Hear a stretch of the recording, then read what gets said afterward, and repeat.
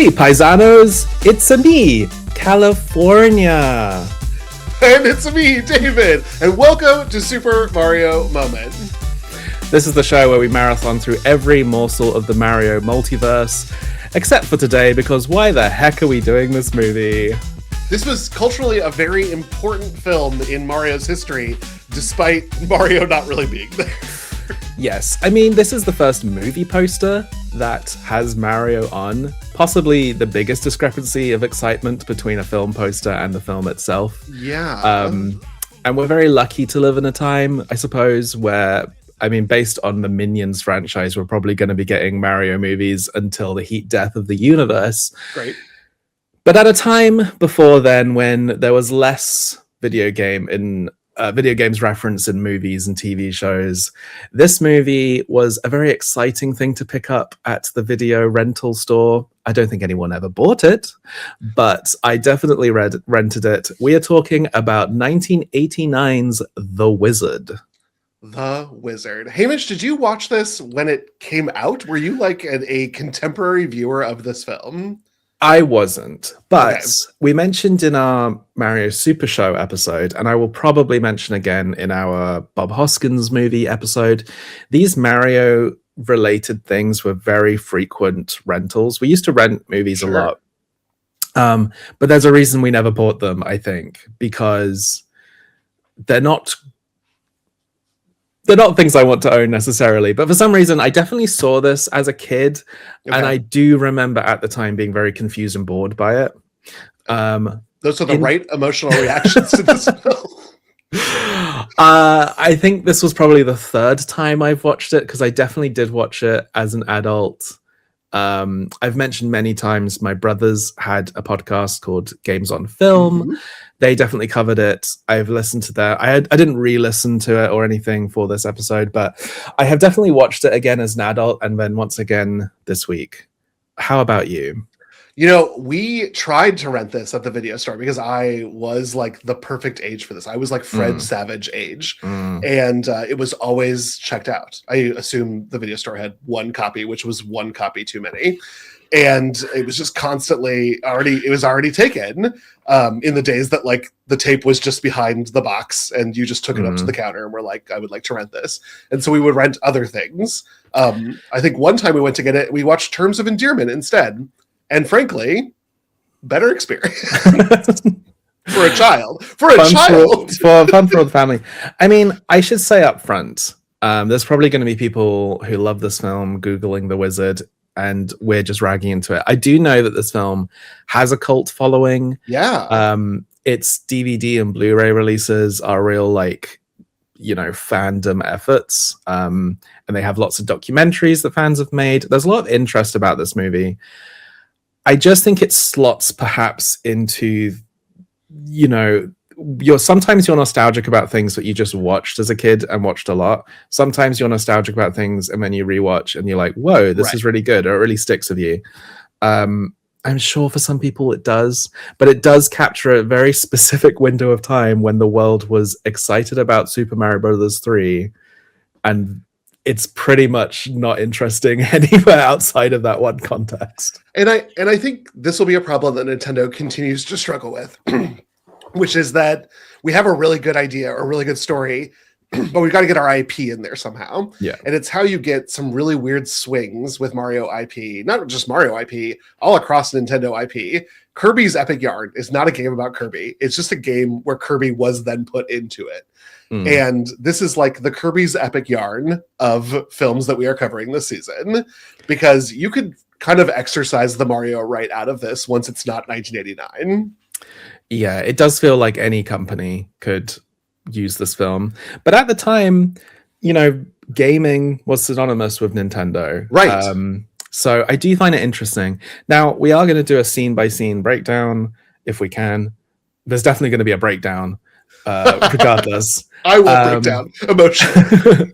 We're going to do our usual deep dive into the cast, crew, and development.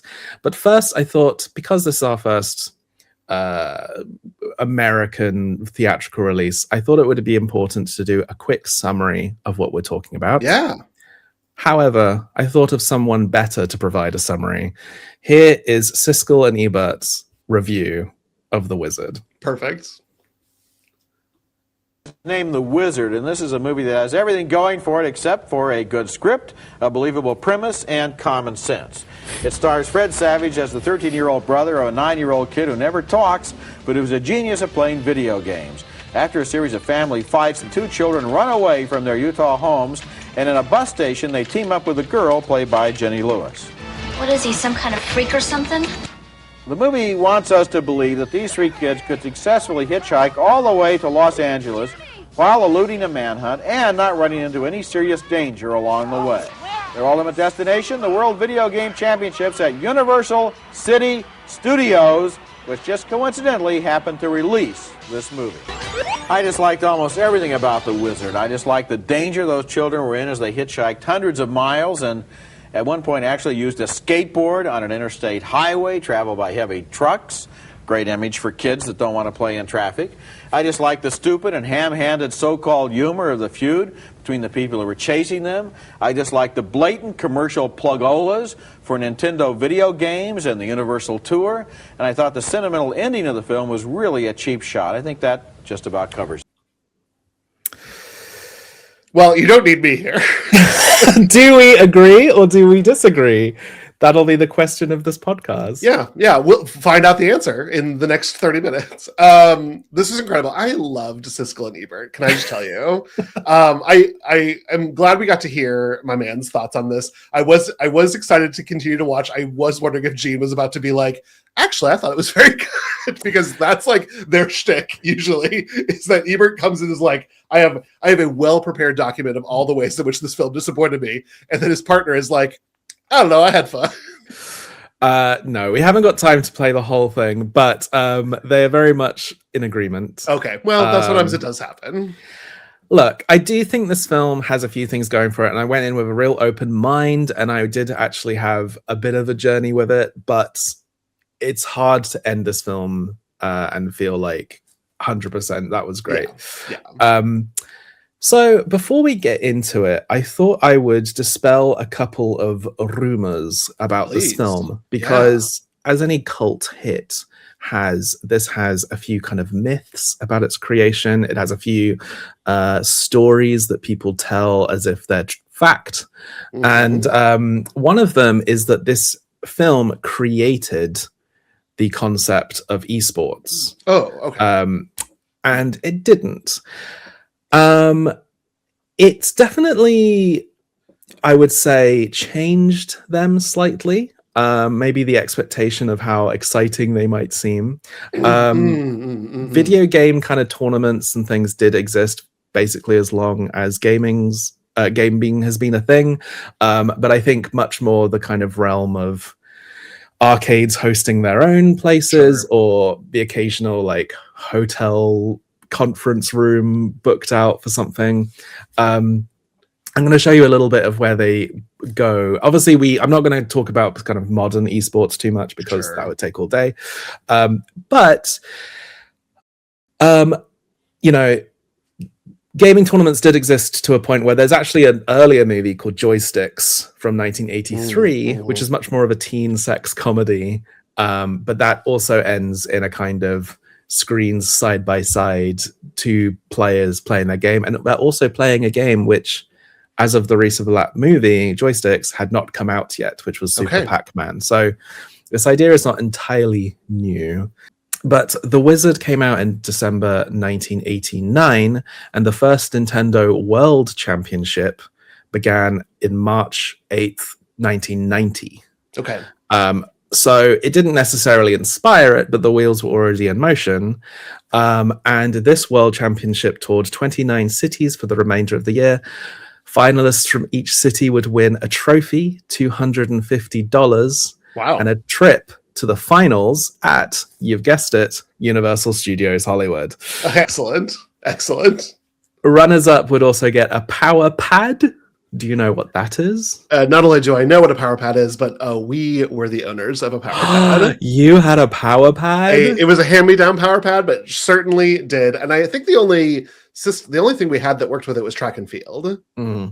maybe that was the only game that did work with it. And all I remember doing was using my hands because I didn't want to run. I mean, large peripherals that only work with a set number of games are going to be a theme in this episode, but also a theme with Nintendo going forward. Oh, yeah. Literally yesterday, I had delivered my Virtual Boy piece of plastic trash that I get to slot my Switch into to play Virtual Boy games. But you know why I got it? It's because I actually have guests lined up who are like, whenever you can, I want to talk about Virtual Wario Land or whatever. Great. And I'm like, great. Mario Tennis, here we come. You were good. You asked to play Mario 64. Yeah. I get people being like, want to play this, game that is going for like $400 on eBay? Not just that, but will probably make you violently ill. Yes. And Runners Up would also get a Game Boy. Kind of amazing, honestly. I kind of forgot that the Game Boy was already around by now because Slater's character is carrying around a Nintendo everywhere he goes. And it's kind of like, oh, we must not have had a Game Boy yet. And I looked it up and I was like, oh no, we had a Game Boy. Yeah, Game Boys were also debatably more popular, or at least, the plot would make more sense if they were just carrying a Game Boy around. The finalists were taken to Universal Studios in December of 1990, and they were given special cartridges. Wow. Oh, yeah. I do know about this, too, because this is one of the things of like, does this count as a NES release because it was not widely released? Yeah. I mean, they now go for $6 figures on eBay, and they had different colors. So, like, there was gold ones, which are even rarer. And these cartridges contained Super Mario Brothers 1, Rad Racer, which does feature prominently in this film as well, and Tetris, which oddly doesn't to my memory. But the idea was you were given 6 minutes and 21 seconds to accumulate as a highest score as possible across the games, however you liked. Wow. So if you had been training really hard at Rad Racer, you could just focus on that, or you could sort of min-max, like you get, I don't know how it works, but maybe in Mario Brothers you get loads of points in the first few levels, but then you switch to Tetris or whatever. Yeah. The championships had 3 winners. I am going to show a little clip right now as we chat. Live from Universal Studios Hollywood, ladies and gentlemen, please welcome your host, Terry Lee Torok. Woo! Yeah! You ready? Woo! Thank you. I don't get this at home. Welcome to Universal Studios Hollywood. This is the playing field of the future. The unprecedented. So you can see a little bit of the Wizard influence on the kind of tone of it, the scores, everything. But the Wizard was like fictional at the time. It's just it was sort of in the air. I don't know if it necessarily the creators of this event were watching the Wizard, but I don't know. It was a film out that's something kids watched. So the 3 winners were Jeff Hansen for the under 11s, Thor Ackerlund for the 12 to 17s, and Robert Whiteman for the over 18s. Okay. Each winner won $10,000 US in savings bonds. Oh, wow. Okay. Good, I guess. One 1990 Geo Metro convertible car. What? A 40-inch TV. Okay, intense for 1990. And a golden Mario trophy. The most valuable. Can I show you the trophy? I hoped that you would.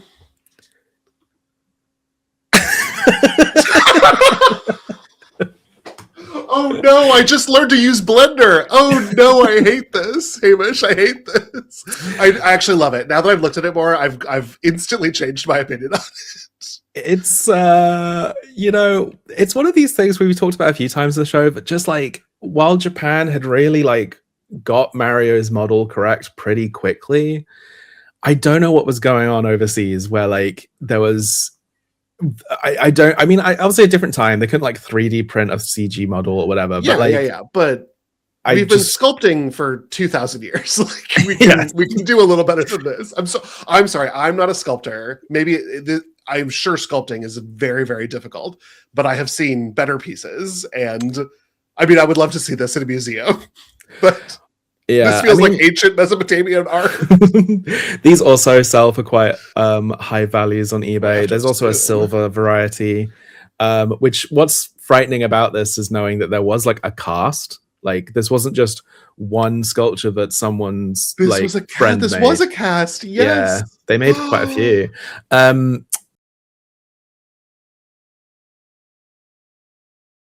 1990, sorry, World Championships actually was the only one they did. I thought it was like a thing they did every year. Yeah. There has been two since. They did one in 2015 for the 25th anniversary. This is what that trophy looked like, which is both better and more boring. Yeah. And this demonstrates that Nintendo is like, oh, we really care about how Mario looks in the years that have passed. But the logo at the top, you can see the logo for the event is the same. They then did another one in 2017.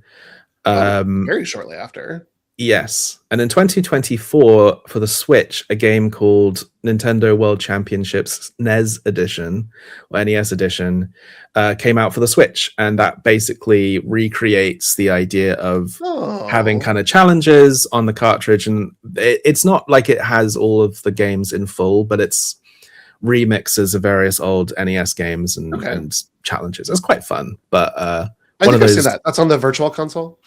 Yeah, it's whatever it is called, the eShop. Yeah, it's one of those things that was featured in like a Nintendo Direct, and for some people it was like the best news ever, and for a lot of people I think they kind of tuned out and like, why are they selling Mario Brothers 1 again to us? Well, we keep buying it, I think is the answer to that question. Yeah. So I mentioned these three winners. They all equally won, but the three of them decided to have their own like best of the best championship. Wow. Okay. Which the one in the middle, the 12 to 17's Thor Akerlund won. However, he became the breakout star and is arguably seen as one of the first Western esports celebrities. After winning the Nintendo World Champions, he's the original wizard, if you will. Yeah. He signed a deal with Camerica Games, which released bootleg Nintendo products, as well as the Game Genie. Yep. And things like that. He signed a deal to be their face and spokesperson.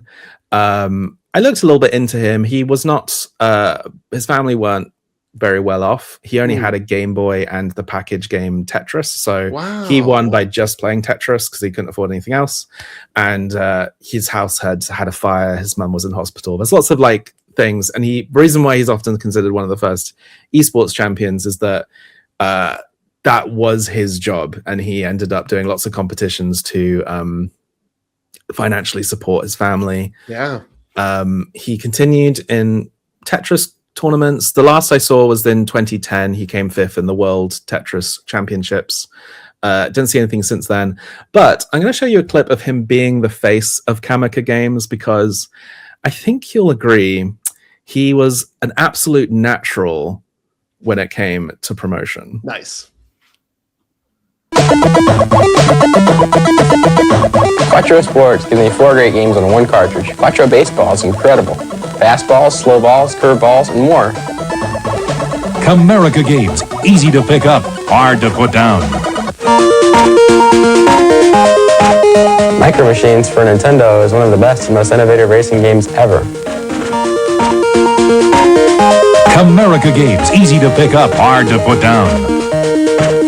Wow, they put as much effort into this game development. Wild. Oh, when I saw that he like became the face of this company, I went on YouTube and I googled like Game Genie commercial, and it had these like really sort of very Bill and Ted kind of guys, and I thought he was one of them, and I was like, that doesn't seem right. So I found that, and the idea of him like signing some advertising deal to just go Micro Machines is the best game ever. It was very funny to me. I love his Game Genie read would be like, if you plug your cartridge into this Game Genie and put the Game Genie in your machine, you can enter codes to cheat on the game.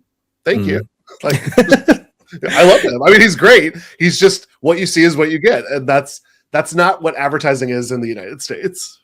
I'm also going to make a Drag Race reference, but he looks so much like Plain Jane. I don't know if you know does look like Jane. what that means, if you know what I mean. Wow. Anyway. That would be an incredible second career. I went from Tetris champion to Drag Race. Would be great.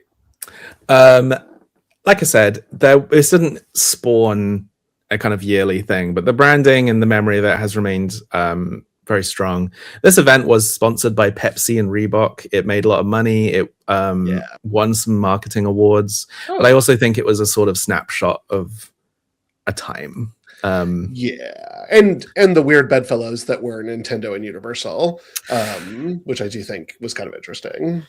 Which is a brilliant segue. Not even talking about how this film came to be. So yes, The Wizard. The Wizard. God, seeing this poster, Hamish, I don't love it. It looks like a very different. I mean, if you're listening and not watching, the poster makes you think it's going to be a movie like Pixels or something, or like Tron. That it is not. But I also think the idea of the film is not awful. I think it's What If Rain Man but children, which actually sounds awful now that I say it out loud. But I think there's a very core emotional story about kids, and then there's a story about Nintendo.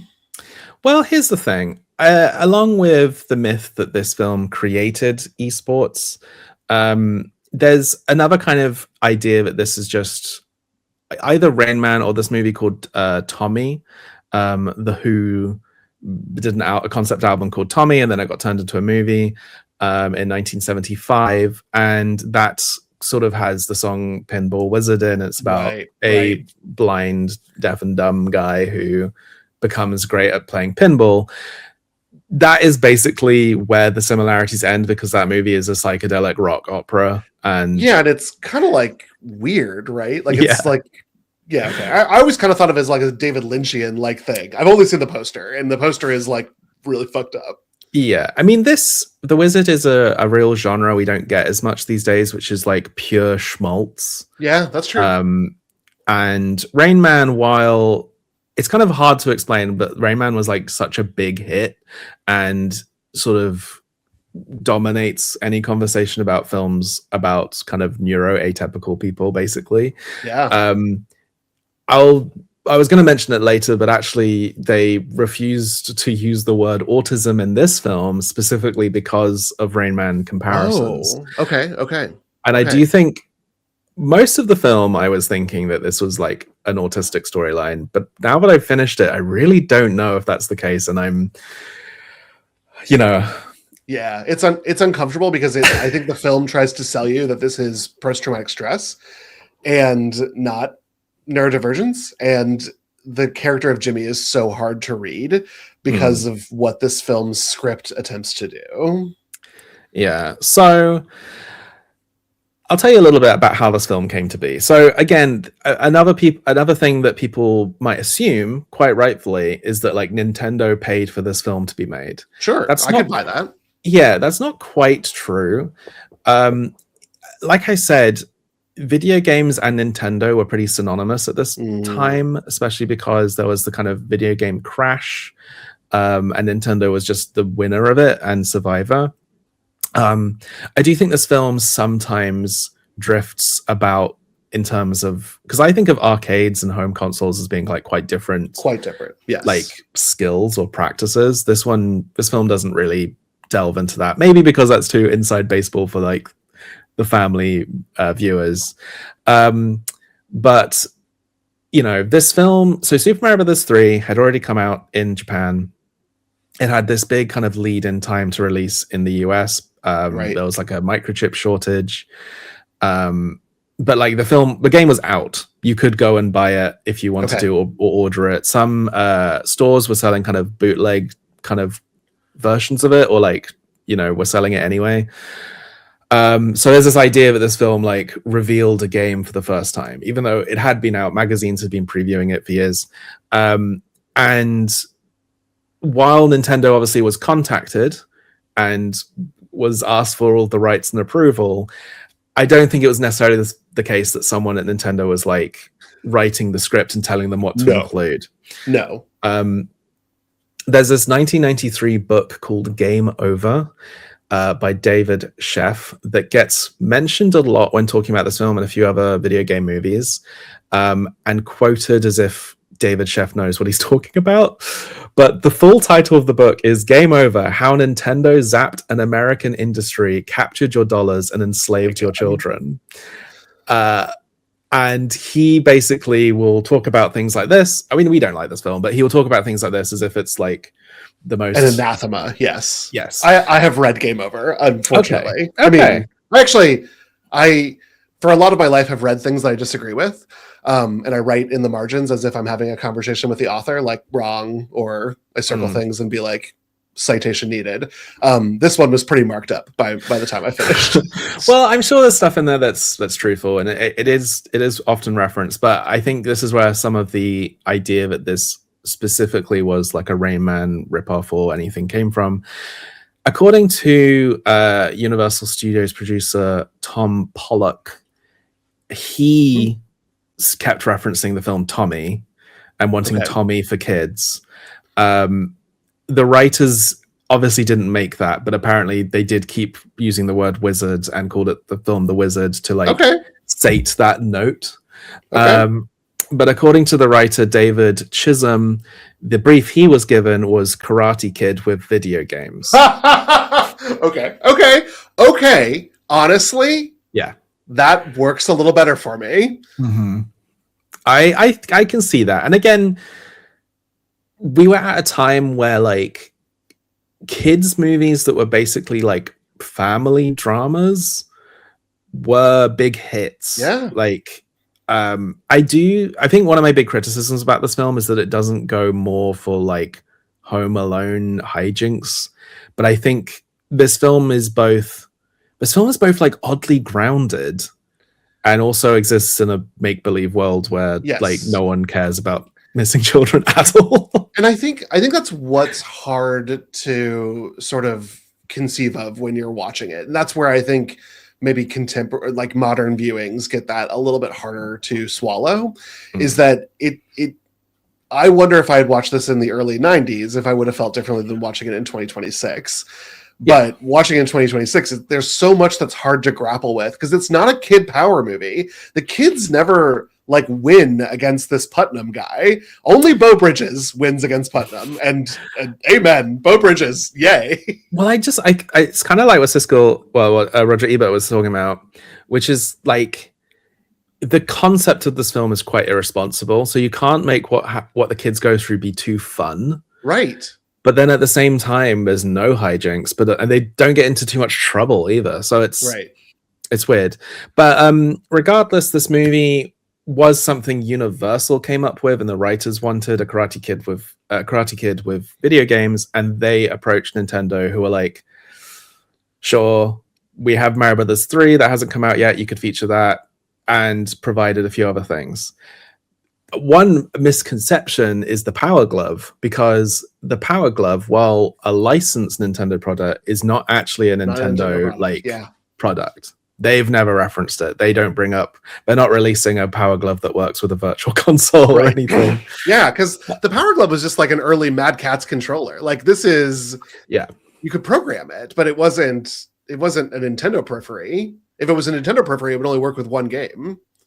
Yeah, I know that this is a bit out of order, but I think it's worth talking about the Power Glove now before we talk about the actual movie. Yeah, I did pull the actual commercial for the item, but it's so identical to the scene in the movie with Lucas. That I think it's worth just showing the Lucas scene. Let's do it.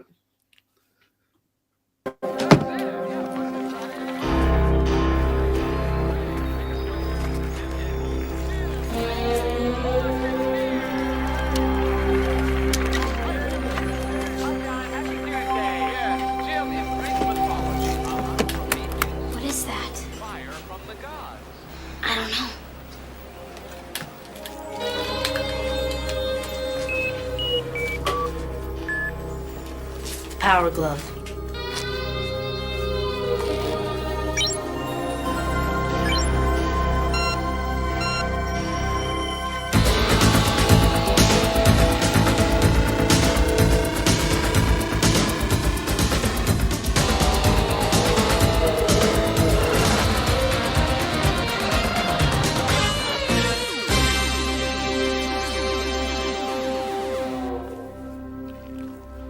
Jeez. I love the Power Glove. It's so bad. I love the Power Glove. It's so bad. Hamish. I was going to save this to the end, but we ask, is this a good Mario adaptation? Is this a good commercial for the Power Glove? The film, I'm going to give a big criticism about the whole film. It's really bad at making the video games clear or look exciting. And there's so many times when they're going like, whoa, he's doing so good. But like, is he? No. Like, he's really struggling to like get around another car. And like, if you look at all the scores and stuff, there's a bit later on in the film where they're on level 3 and he hasn't even taken any damage. And there's like health bars like half done. Like, it's very unclear. I mean, it is a good advert. I mean, I will say it probably was a good advert because the Power Glove did sell 1 million units and was considered a big success. Shit. Wow. However, general reception was very poor. As we alluded to earlier, the Power Glove only really worked with 2 games, which was the racing game you saw and a kind of fighting beat 'em up. Many games were sort of announced for it, which never really came out. Sure. And it actually made playing any other NES game much harder. Impossible, because it's not a controller. It is a glove. It's a glove. It looks very impressive from like, it was designed to look like RoboCop, apparently. Yeah, okay. It looks very impressive from that side, but then when you turn it around, it's just like a wool glove. It's like so bad looking. Oh my god! I wonder if there's also like it like sucks to wear this because it's like overheating my hand. Yeah, I mean, I was looking up eBay stuff for everything. Like the World Championship cartridges go for loads. The Mario trophies go for loads. These don't. Well, I could pick up a Power Glove for like $20. It's like a bit more than that, but it's not like a rare item. Like they sold 1 million, they were not used very much. It's not like great shape. Yeah, none of them were like worn out from overuse. Yeah. And there's probably loads more in storage. And because it sold so well, I bet they kept making more. And yeah, they didn't make any games that really worked for it. The Power Glove did get a kind of second life in early virtual reality because people like reprogrammed it for other stuff. I genuinely thought when I first saw this game that the whole like turning the wheel stuff was just flair and it didn't actually have any motion control stuff for it, but it did. It just barely worked. And it's funny because I had an NES and I had a light gun and there was so much experimentation even early on with stuff that even now companies are still trying to like perfect. Yeah. So yeah, that's the Power Glove. That's the Power Glove. And I just think that to give your like cool thing to the villain is such a strange choice. There's a lot of strange choices in this film, but that is among them. But Lucas loves the Power Glove. It's bad. And bad is good because it's 1989. Of course. I mean, this film actually does require like a dub to translate it for modern audiences. Yes. Yes, truly. I'm still going to hold off and reveal why this film is so bad until the very end. Okay. We're going to start with talking about the writer, director, 2 different people. I don't know why I said it like that. But I mentioned David Chisholm. He has only 14 writing credits, and almost all of them are single episodes of other TV shows. Oh, okay. And The Wizard is probably his best known thing. Wow. Okay. But he's very chatty. He has talked about this film many times on documentaries or maybe we can't get him on now because of how mean we've been, but he does seem like a kind of guy who's very open to talking about it. And a lot of the behind the scenes stuff I've been mentioning comes from him. Yeah. The director is Todd Holland. He's mostly a TV director. He's directed 50 episodes of The Larry Sanders Show, 26 of Malcolm in the Middle, both of which he won Emmys for. I do think the Malcolm in the Middle thing rings kind of true. That's fair. That's fair. This feels similar. So he only has 2 theatrically released movies. He did also direct later in life. He's still alive, but later in life, Firehouse Dog and 2 Monster High live action kind of TV DVD movies. Okay. His only other theatrically released movie is called Krippendorf's Tribe. What is this? Oh God. Okay, I didn't rip the trailer because I was like, this is too much of a tangent. It is one of the most shocking things I've ever seen. It's also released way later than you'd expect it to. It's from 1999. It's a Richard Dreyfuss movie. Oh. It also stars Lily Tomlin, and before they were famous, Natasha Lyonne, I believe Joseph Gordon-Levitt, and Mila Kunis, all as kids. Wow. But the plot is that Richard Dreyfuss is a professor at a university who claims that he's going to make contact with a hitherto undiscovered African tribe. He doesn't. I do know about this. He doesn't find the tribe. Instead, he decides to put his children in blackface, film them in his like backyard, and pass off the footage as discovering a tribe. And the trailer just keeps going. It keeps going, and it's like, okay, stop. And then all the cast are in blackface, and it's like 1999.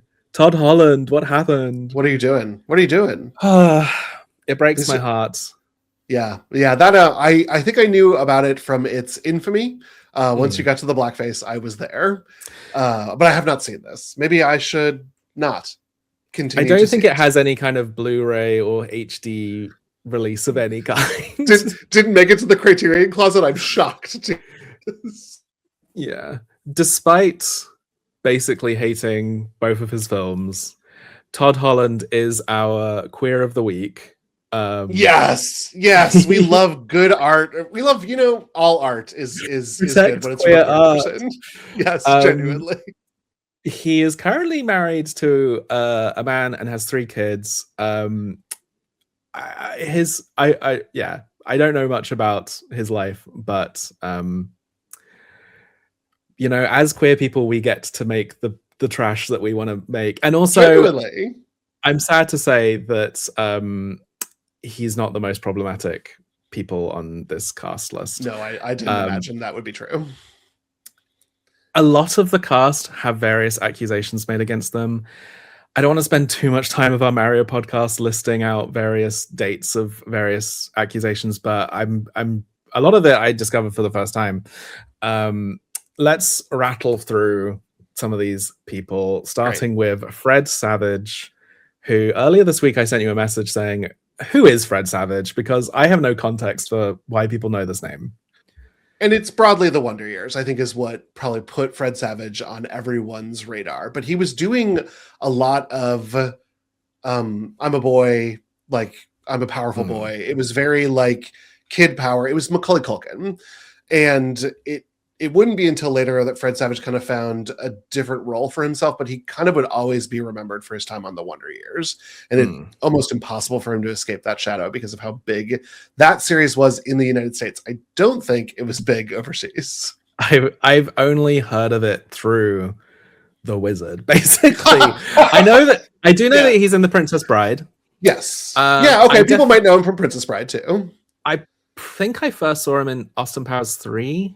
Sure. He's in that.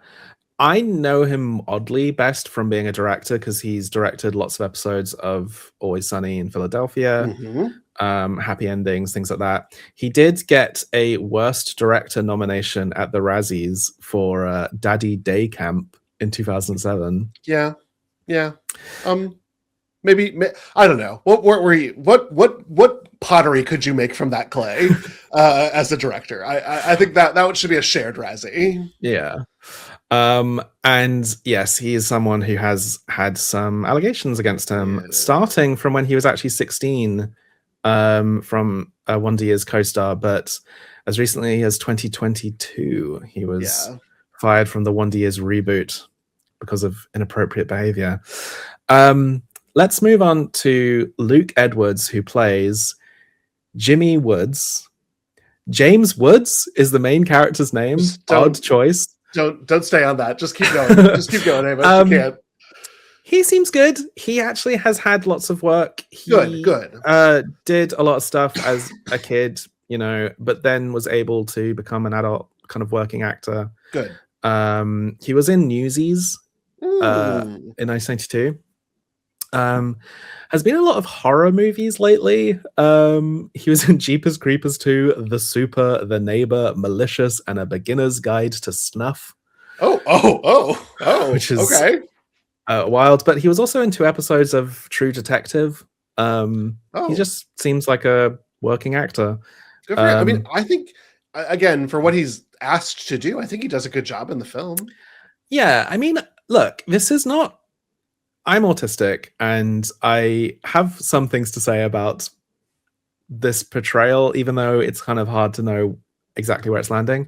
I think he does a great job. I think he's fine. I mean, like I said, he's, like you said, but like I said earlier, California, he's not asked to do much, but I think he's fine. He's not the worst child actor.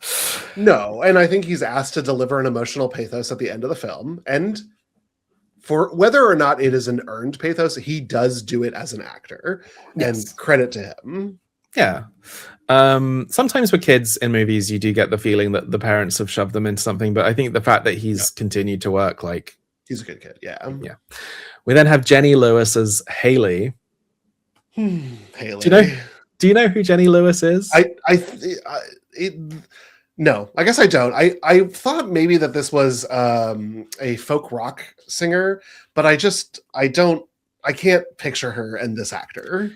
You're 100% correct. No! This is the same Jenny Lewis. She's like old. Well, I guess, I mean, she's got to be the oldest of these 3 kid actors. Yeah. But I just thought she was too old because I know her more modernly. That's awesome, though, because she's great. So this was by far not her first role. She'd done tons of stuff before, and actually she'd done loads of commercials. She was like in Barbie ads. She's been in Baywatch, Murder, She Wrote, Twilight Zone, Golden Girls, Growing Pains, Roseanne, Mr. Belvedere. Oh, she was doing it all. My dream. She played a lead in Life with Lucy, which was a Lucille Ball like 80s one of the many, show. But yes, like you said, she moved. She was also in Pleasantville, but I don't know who. Yes, she moved to focus on music at the late 90s and into the 2000s. She's had many different bands, released lots of stuff solo. She's done collaborations with Maroon 5 and Def Cab for Cutie. And in 2016, she formed a supergroup with 2 other indie rock chicks called Nice as Fuck, and they performed their first gig at a Bernie Sanders benefit. Wow. Yes. Find your people, sell them records. I love it. Yeah, so she's doing all right. That's great. I can't think of a song that I know from her, but I've definitely seen her come up on a playlist, and I adore that. She seems like a good hang. We then have Beau Bridges. I know that there's some stuff to talk about with Beau Bridges, but it's 1989, Hamish, and Beau Bridges is doing everything I need him to do right now. Maybe I didn't do my research well enough, because I haven't got like a huge amount of stuff compared to just normal male in Hollywood stuff. Then great. No, I get he. Interestingly, obviously, is the brother of Jeff Bridges, who was the star of Tron. So among other things, but yeah. I know, but I do wonder if it was like, hey, Jeff, should I do a video game movie? And he's like, yeah, absolutely. Yeah, it's worked out really well for me. I'm going to be in like legacy sequels for decades to come, and you don't even know, man. But Beau did star in another video game movie. He was in Max Payne. Yep. The sort of top result for him is The Fabulous Baker Boys, which is both him and Jeff in a movie together. But he's been in other stuff, The Descendants and things. Honestly, I didn't do much research on him because I was reading his filmography, and it's just exactly the kinds of films I'm not interested in. Yes. It's just just man films. He's sort of a Mark Wahlberg type if he had more huggable daddy energy and less like get away from me, you weirdo energy. I did note that Bridges always asks scripts to change if his character ever uses God's name in vain. Oh, well, I don't love that, but but he's also been a vegan since 2004. So I love that. He contains multitudes. And he, at one point in time, is wearing a white tank top and laying in bed. And again, Hamish, there's only some things that I need in the world. And at 7 years of age, that is what I needed. Yeah, absolutely. Christian Slater. That one's for the other side of the household. That is Mike's biggest crush in the world, is Christian Slater. And we all have problematic faves, Hamish. Yes. He's beautiful in this film. Everything, I mean, honestly. to the point where the problem with Christian Slater is that you can't cast him in a family of regular looking people because you're like, where did those genes come from? Yes. Where did who is he? He did not come from Beau Bridges. I'm sorry. No, he has a certain elfin quality. But yes, he this came out the same year as Heathers, which must have been humiliating. But maybe no one else had like a project so close that overshadowed it. I always make note of when there've been in other video game movies. He was in Alone in the Dark, but more famously, he's been in loads of stuff. He was in Robin Hood, Prince of Thieves, Interview with the Vampire, True Romance. He was in Nymphomaniac, if you remember that. I do. And he still works. He was in Mr. Robot. He was recently in the Inside Job Netflix cartoon, which I only referenced because it was commissioned in the same slate as my one, and so we were all friends. He was in Fern Gully. He does have some accusations made against him. He also has had a lot of trouble with substance abuse, and I think sometimes I give an inch of grace when those things are together, but no, he's seemingly still working, so seemingly it's not affected his career too much, but he does have a long personal life section on his Wikipedia page. Not usually a great sign. To switch to someone who doesn't have any problematic things about him, but in the film is the creepiest character you've maybe ever seen, Will Seltzer as Mr. Putnam. This character actor, you know what, honestly, this should be the nomination from this film for best actor, because he came into work and he was like, I know what I need to do, and I'm going to do it for the people in the back row. We do not have actors like him anymore. We don't. We just simply don't. His look is unique. He plays the child catcher. Like I know like his job is to catch children in a more like humane way, but he plays it like the child catcher. Yeah, it's so odd. But he does a great job. He was in the sequel to American Graffiti, More American Graffiti, a film I did not know existed. Oh my god, I barely made it through the first one. But as a result, even though George Lucas didn't direct that one, he was second choice to play Luke Skywalker. No way. Yeah. And the thing is, I need that. I need that life. I need that. I love Mark Hamill, but I need that. I need to dip into that parallel universe for a hot second. Well, that's the thing. Based on the kind of roles that Mark Hamill does, I can sort of see it. Like, if you give, I don't know, like, clearly George Lucas likes a big character actor type. I didn't write anything for the mum, Christine Wendy Phillips. It was just not many films, and they all seemed a bit boring. But I did make a note of the evil stepdad, Sam McMurray, who I'm really glad you identified him as the stepdad, by the way, because I could never figure out who this man was. Was he the doctor at the hospital? He is the least defined. I mean, in a film of undefined characters, he is a very undefined man. The family dynamic is a bit confusing. Okay. Yeah, because there's like half brothers and there's half brothers. There's an older brother. Anyway. I've made a note of him because he has basically played this role in everything I've seen him in. Yes. He is always like Republican fathers. He plays one in Addams Family Values. Yes. Which is where I was like, where I've seen him. He's in Drop Dead Gorgeous. I didn't even look into these things because I saw that he was in like an episode of Friends and like presumably playing the same role. A little different. He's Chandler's boss in Friends, who Okay. spanks Chandler for doing a good job as like a go get him guy. And Chandler has to say, that makes me uncomfortable. And then he misses it. Wow. Yeah. Wow. Speaking of spanks. Oh, yeah. Another gift for young David is coming down the pipe. And bring it to me, Hamish. Spanky.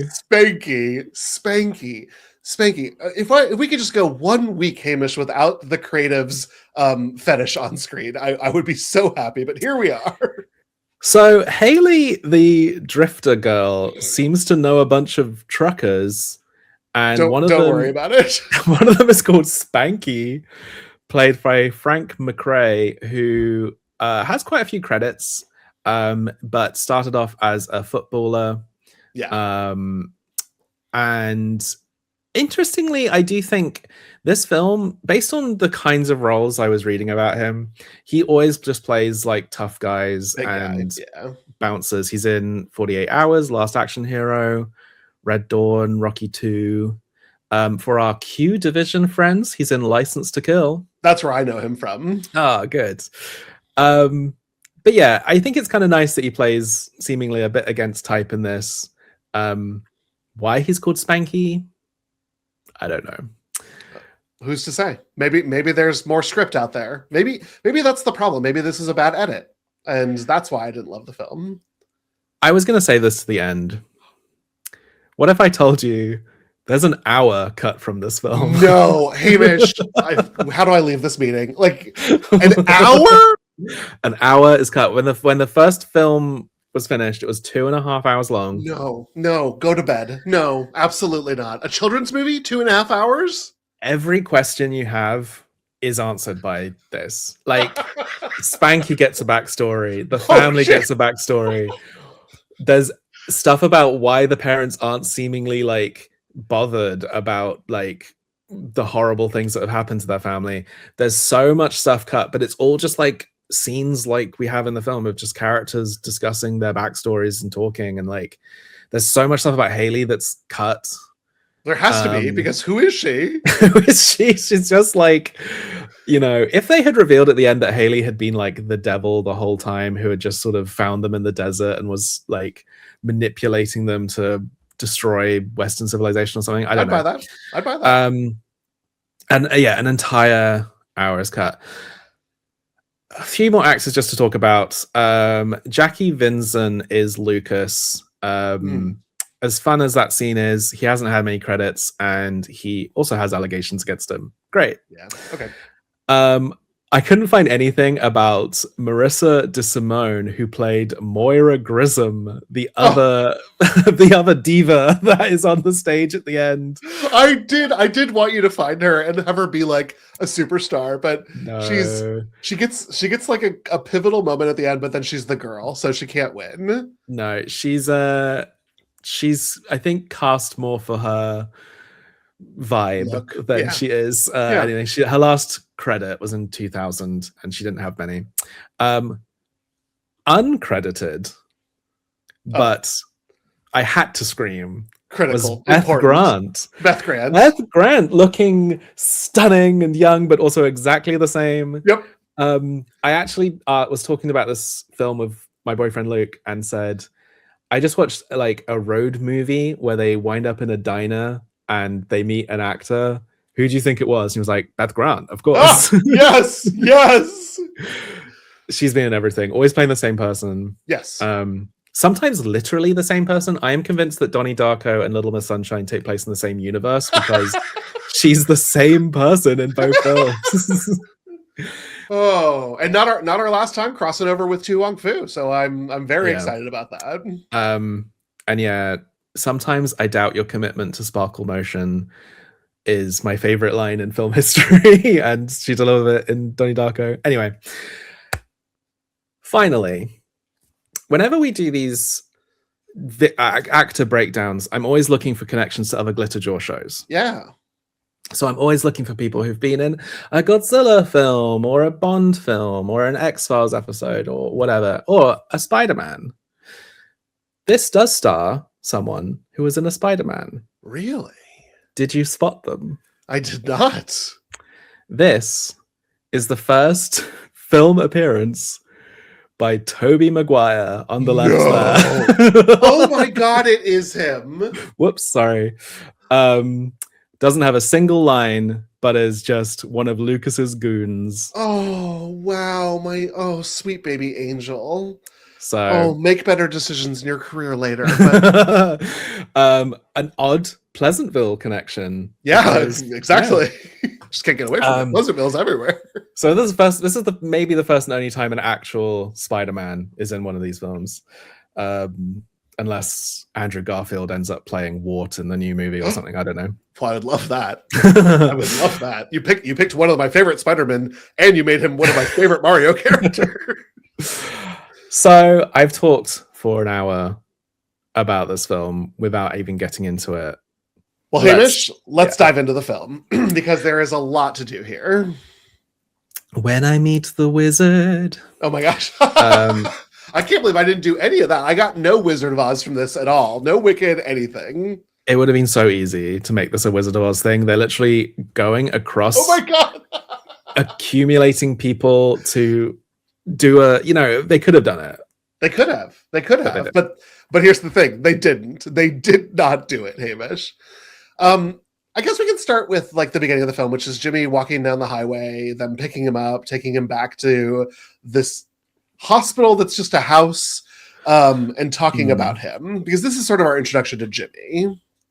Yeah, I mean, I went in with an open mind and I was sort of enjoying the opening shot and the vibe and how it introduced the characters. I thought it was quite, nice and interesting. Yeah, and gorgeous. I mean, great photography being done on this desert of Utah. Yeah. I did appreciate all of that. And I even kind of liked the hospital scene. I didn't really understand who Bateman and Christine were, but they both seemed to care about the kid in different ways. Christine was obviously his mom. Bateman, I kept reading as the doctor, and then I was like, why are you at the Nintendo Championship? The thing, there's a revelation an hour or so in, or maybe, I don't know, which we'll get to. It happens as a way to kind of explain Jimmy. Yeah. But I think it unexplains everything else in this film. Agreed. Because everyone else is just going like, what's wrong with him? Why is he like this? He's acting so strange. We have to put him in a home. And I'm like, when we find out what has happened to him, you're all being crazy and you're just being so mean. And also, again, the way I think that this is an actual like okay depiction of the autistic experience is that what exactly is the problem with him? He is stacking blocks. He always talks about California, and he like seemingly runs away from home, but very slowly when no one's paying attention to him. And like, he doesn't seem like he's fighting them out the door. It seems like no one's paying attention to him and they're all thinking he's a big problem. But like, what is the problem? Yes, and you live in rural Utah. Like there's no place for him to go. This problem is actually on you. How are you letting this kid get so far away that you need a plane to go look for him? I gagged. I was like, oh, we have a plane search and rescue going on. The levels at which the characters consider what's happened a problem is so confusing. Yeah. But anyway. I'll say it did scream 1989. Oh no, my child is building with blocks. I need professional help. But what's funny is that they never tie that into Tetris. Like, no, I was so disappointed because it's not even like, oh, he's a systems thinker, so that's why he gets games so well. But then the swing at the end it has nothing to do with that at all. I don't even think he's played a game until he gets put in front of an arcade. Yeah, that's why we have to keep having our girl call the Nintendo tip line. Well, yes, that scene is the only scene in which the words Nintendo are said, but they say it a lot. Oh yeah, I'm excited to get there. Yeah. So pretty swiftly, again, I think this is where a lot of the hour was cut because pretty quickly, moving so fast here at the very beginning. Yeah. We meet Jimmy's brother. The brothers are sort of living separately. I believe Jimmy is the child of Christine and Bateman. Yes, and then her ex-husband has the other two kids. And we meet Corey and Nick, Fred Savage and Christian Slater.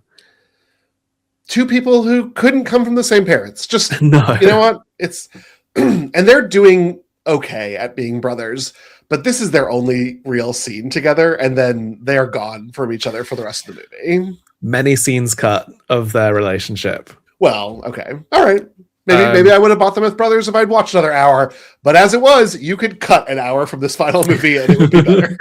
It's like I've just found out that they're like turning the Cursed Child play into like a one play thing. I'm like, great sign of your play that you can cut a play from it and it still makes sense. Bad look. We also get the impression that the dad, Beau Bridges, what's his name? What is his name? Sam. Sam, okay. That like he is a bit of a distant father. Apparently lots to do with his alcoholism is also cut.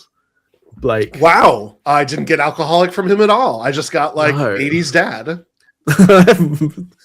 They're the same. Which was an alcoholic. It's just like, you know, the way that costuming is done, like the Jimmy's parents are very sort of well-to-do 80s yuppies. He's like hot in a vest and but he also doesn't seem that concerned about Jimmy, or he's like, that's Christine's concern, blah blah blah. And it's Corey who has a lot of love for his half brother, looking out for him. And this is still at the point of the film where I was like, oh, this is kind of sweet. I could be on board with this. Yeah. And he makes his decision the way all 13-year-old children do, throwing a dart at a map and being like, I'm going to take my half-brother to California. That's what he wants. But that's a confusing element. Yeah. Like, the Jimmy's only, like, all he does at the start is just say the word California. And then coincidentally, they need to, like, make Corey also decide to go to California. It does seem a bit like... Yeah, why? But whatever. I can swallow some things for at this point in time, I was still in. So he goes and gets his brother. They're gonna walk to California. Very easy to steal a child from a like psychiatric hospital. Turns out. Yeah, this hospital I think needs to look at some of its AHC accreditation. Like there's something going on here. Mm-hmm.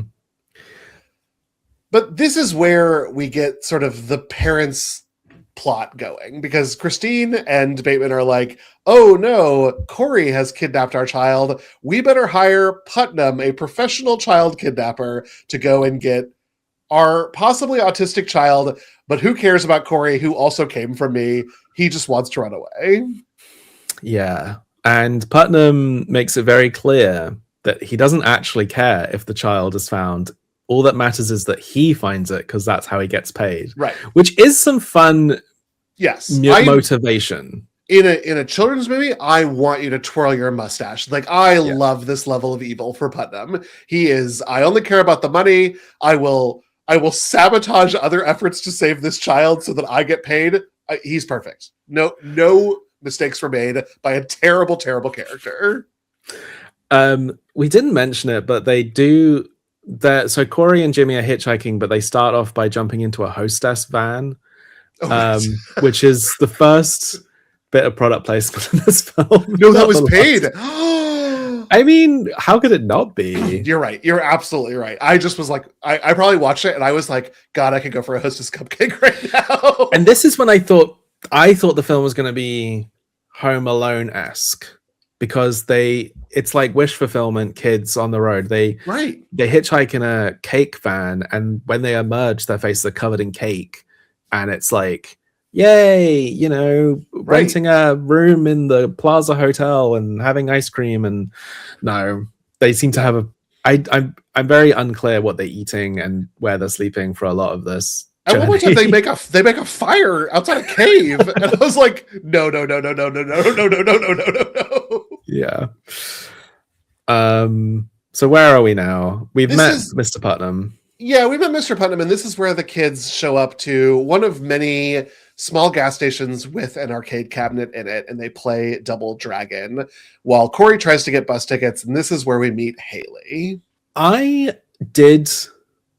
is such a character type. It's like we meet the girl and she's not like other girls, whatever. She's not like other girls. That's what I wrote down in my notes too. She's not like other girls. She's got a little bit of that like new girl energy. I'm not like other girls.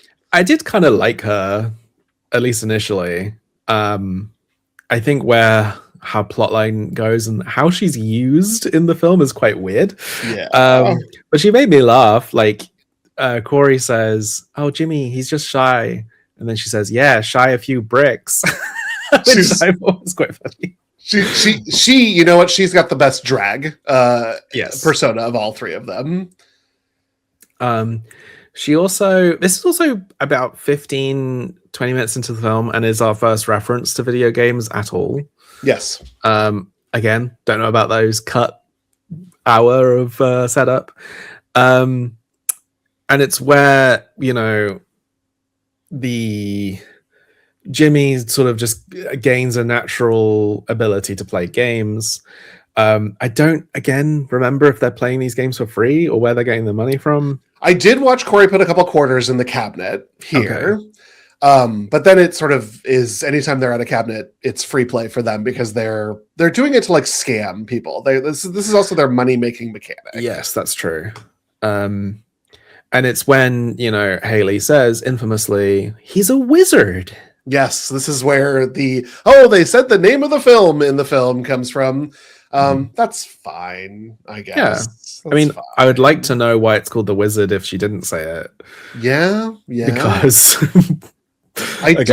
again, outside of the song Pinball Wizard, which seems to have been well established in the Tommy film, I don't really think about calling someone a wizard for their ability to play a thing that is designed to be played. Yeah. It was a different time. We get a little bit of the Nikki and Sam on the road, and this is just, it's a dad and his son on a road trip. So there's another movie in here. They've got a fractured relationship, but we're not going to explore that in the final cut.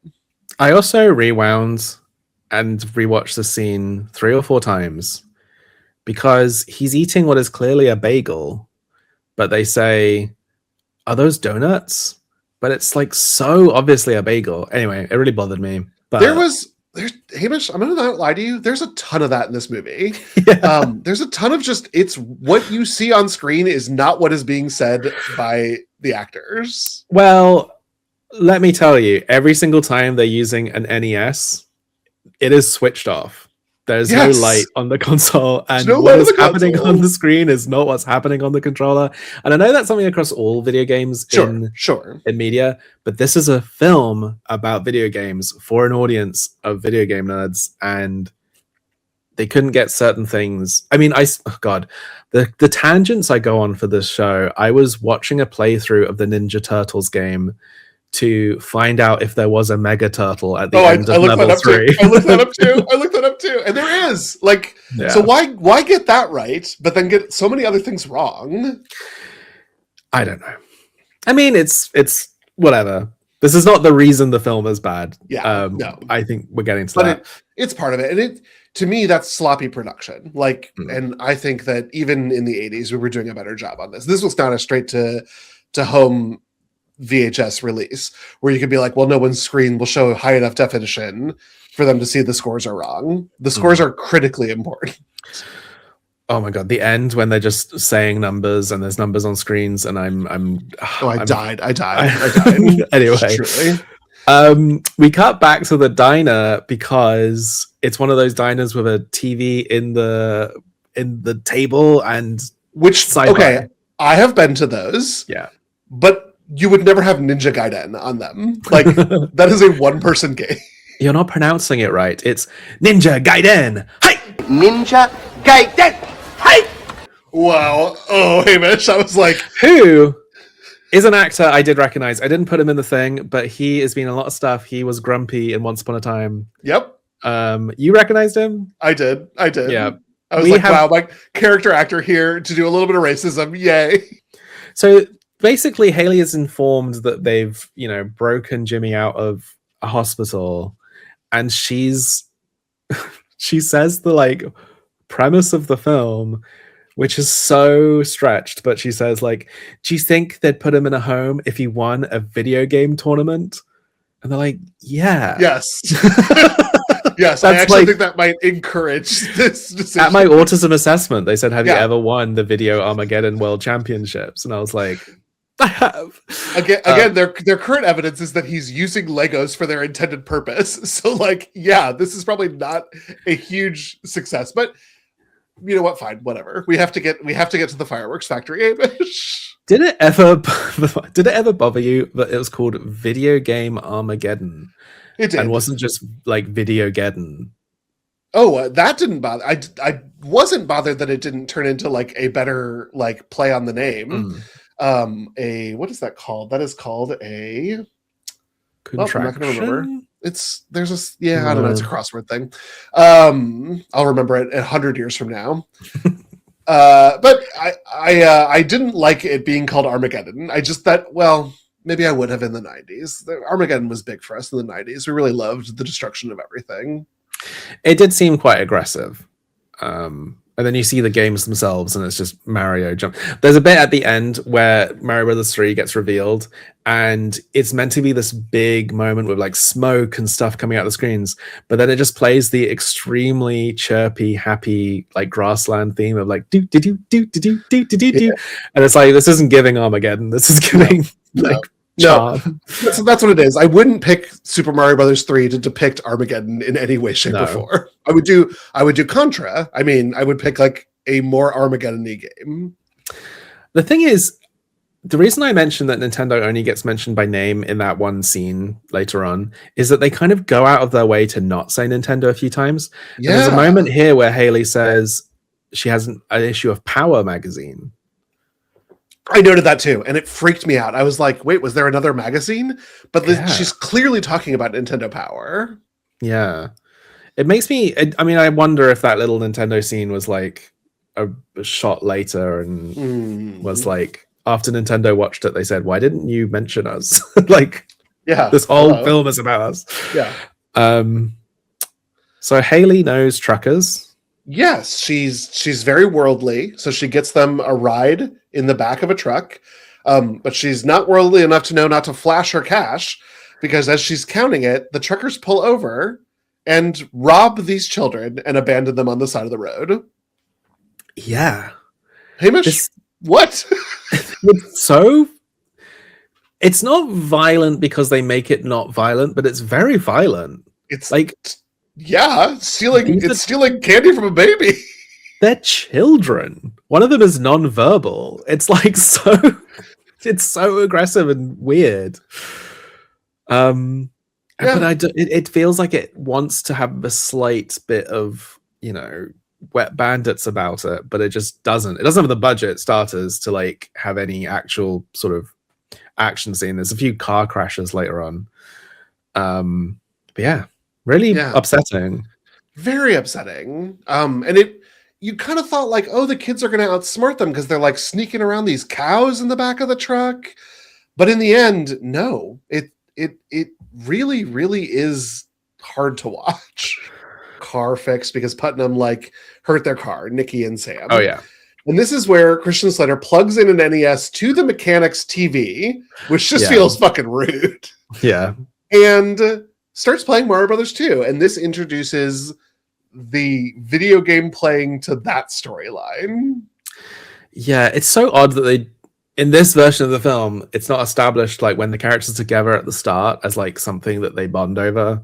It's he does mention that it's Corey's game, but again, the idea of bringing it all and all the cables and everything. I was happy to see Mario Brothers 2. I always had a soft spot for it. That was nice. The dad becomes addicted. And this film has a kind of... Do you think this film thinks video games are a good thing. I think that's what I'm learning from the Sam and Nikki story, is that this is a way to like bond with your father, but Right. it feels like a different movie than the trio's journey west to Los Angeles for the tournament. I mean, And you actually, later on in that Roger Ebert review, he does say that like he's not anti-video games and anti the idea of this. Yeah. He's not just an old curmudgeon in that sense. I think there's something in that, but it's weird that it's so disparate. Yeah. Yeah.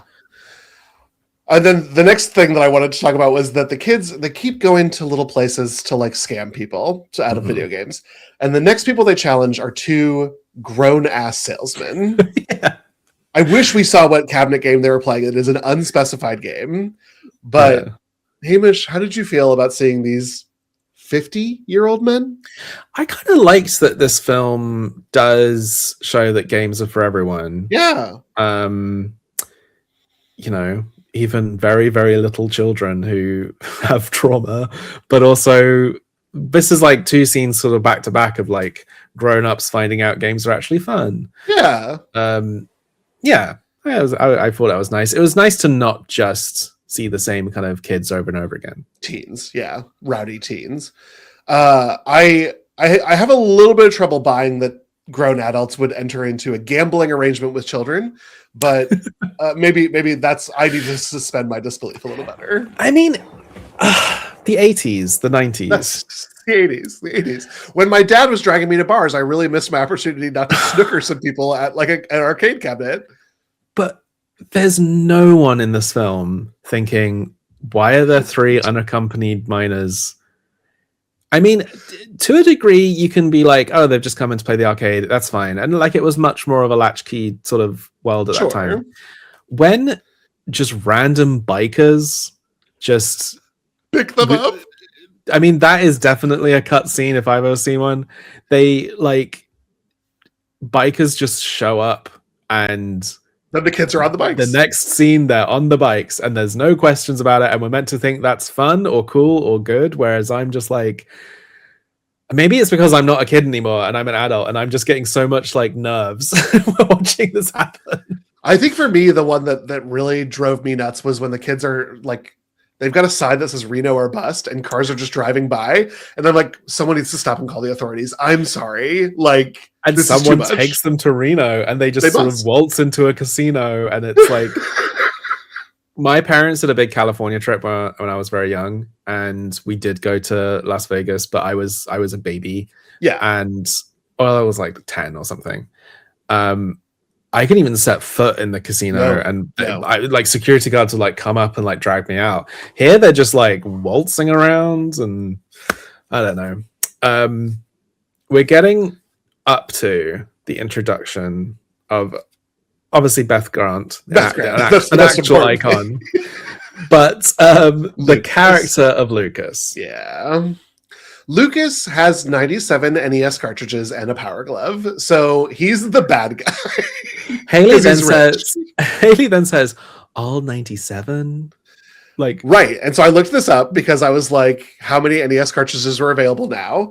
And the answer to that is more than 97 is the thing on this. There are, by this time, of the time of the release of this game, 178 cartridges that have been released.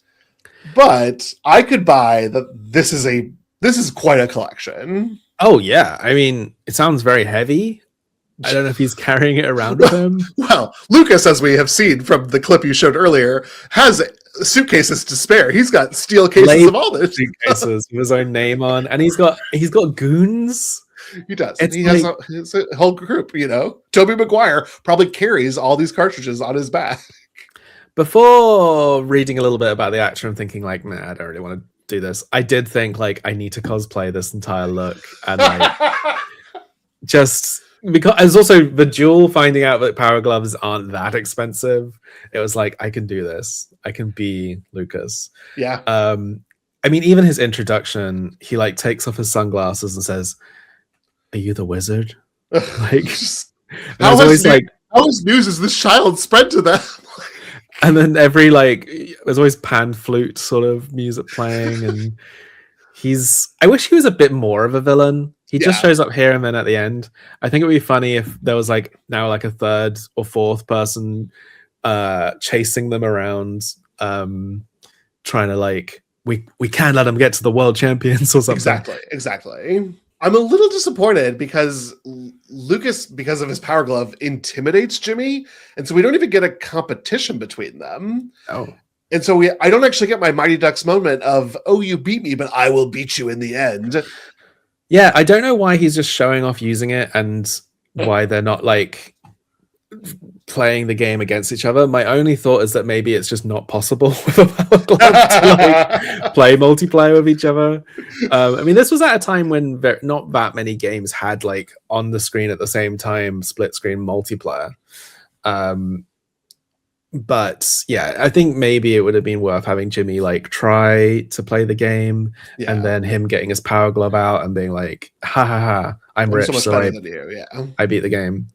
Yeah. And that's a story I like. I like when a rich kid flaunts his wealth and then gets beaten in the end because he's not actually talented, he's just rich. He has really great hair though. He's like, I mean, there's lots of bad 80s hair, but I think he has good hair. No, with the sunglasses, he's looking fantastic. And he's sitting on like old airplane seats on the front porch. It's amazing. I love it. I kept being confused about like how long does it take for him to get to Universal Studios? Because he's like still like the day before, just sort of hanging out. Like, but yeah, this is also the introduction of Corey and Haley's odd relationship, and Corey says like, keep your power gloves off her. Like, so Corey's like jealous, but like Haley is threatened by him and Lucas hasn't made a pass at her, right? It's just like I don't know, and it will continue to be weird all the way until the very end. I think we cut back. This is technically when we sort of cut back to Sam has played all night Teenage Mutant Ninja Turtles. This is also one of many moments where people pull out a controller and the whole TV switches off, which fine, whatever. You know, whatever. Fine. It's fine. But yeah, you know, the dad now gets video games. It's a good way of setting up him wanting to see Jimmy win the tournament, I suppose. Yeah, I was kind of excited about that. This is also where we get more violence against the trio of children because I can't tell if this is Lucas's goons or just local roughs, but these are the folks that Beth Grant told off earlier. And right, I was getting mixed up between these scenes, I think, but this is still very aggressive and frightening. Yeah, because they like rob the children again. Jimmy's little lunchbox opens. Now, what we've wondered the whole film long. In fact, even Bateman earlier was like, "What's in that lunchbox?" And like, you could open it. Now, this is when I think the film, it's not been interesting. It's not been that enjoyable, but I do think the kind of sensicalness of this film sort of falls apart a little bit. Yeah. And what I mean by this is that I'm a crier. I cry at anything, any movie that has any like sad stuff. And I like almost got there with this. But at the same time, what we find out is that Jimmy had a twin sister who drowned in front of him like 2 years ago. And based on a photo we see, like I would say probably just 2 years ago, because they look exactly the same as they did. Right. And everyone is acting like Jimmy is like should have gotten over it. And they're like, what's wrong with Jimmy? Why is he so quiet? He's not been the same since his sister died. Yes. And none of the other family have any like that we have met this couple whose daughter died 2 years ago. And I'm not going to judge people's grief, but I think you can judge these characters' grief. It's just so like, what? I had a real moment of just being like, why is everyone being so insensitive and horrible? If your son had a twin sister who was clearly they were best friends, then saw her drown right in front. And they like really describe how like traumatic it was and how it was like right in front of her. She didn't even like, they say that she didn't even like disappear under the water, which would have been easier. She was just like still floating, looking at him and stuff. And then he went non-verbal, started like processing things by like making bricks, started talking about California, which we find out at the end is like such an easy thing to decipher why he's like asking to go there.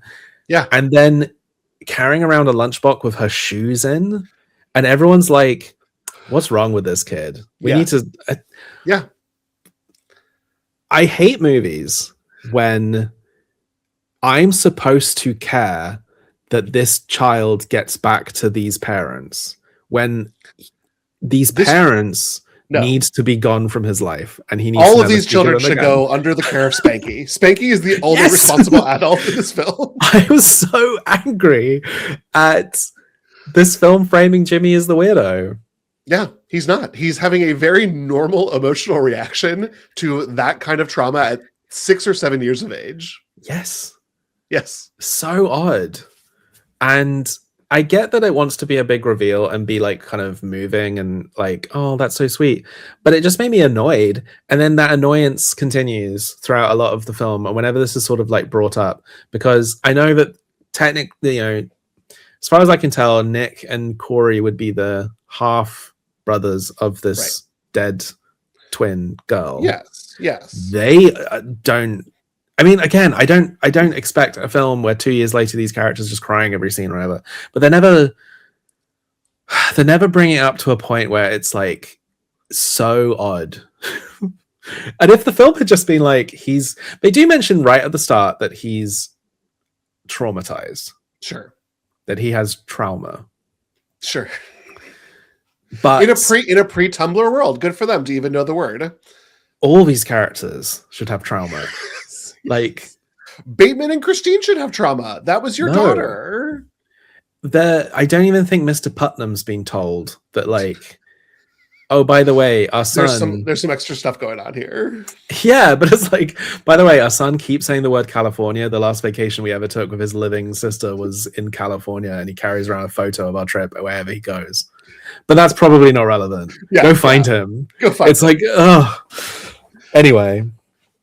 Well, the trio has made their way, despite being robbed, to Reno. And this is where they find Spanky. And this is where I almost flipped a table over. Because Spanky is playing craps and Haley is telling him what to bet on, as if she too is a wizard. The dice do not match the call every time they are rolled. And I was like, you can just buy loaded dice. You could just buy loaded dice. That's a thing that Hollywood has used for years. But you're so right. There's no reason why Haley. It's not like do you know about the Who Wants to Be a Millionaire coughing scandal? Yes. It's not like she knows where the dice is going to roll. No. Unless she does. Well, I don't know. But she apparently has women are lucky at a craps table, so maybe that's what it is. I guess. These are also terrible craps bets, Hamish. And they never would have resulted in $400. I did all of the math that could possibly happen on the odds of these bets. There's no way that they would have gotten to $400, but that is what they win. And the kids get the money. The kids get the money and they get $400 and give him 10. That was his original bet. They were giving it him back.